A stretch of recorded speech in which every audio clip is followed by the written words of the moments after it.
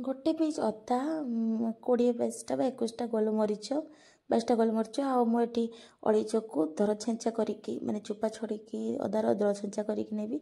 एठी मु पानी गरम कली माने गोटे कप चा पे मु 2 कप पानी गरम कली। पानी जस्ट फुटुथिबो मु तेजपत्र देवी और पानी फुटुथिबा अवस्था मु ताकू से दर छेंचा अदा गोलमरीच अड़ीच छेंचा को मु दे ताकू किछि 4-5 मिनट फुटेबी।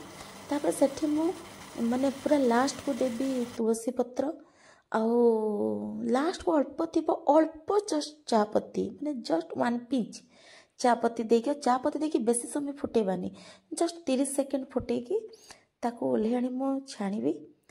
एठी मु छाणी सारला परे एठी मु फाड़ी लेंबू को चिपुड़िली 1/4 लेंबू को जेहेतु मु गोटे कप गोटे छोट ग्लास रो ये करछि आउ हाफ चामच टिके अधिका मु महू देली। जदि आमे मिश्री पकई ताल मिश्री गोटे कि 2टा ताले महू टिके कम दबा ना एतिकी महू दे कि आपको आप नाली चा भी बा काढ़ा करके मध्य पी पारिबे।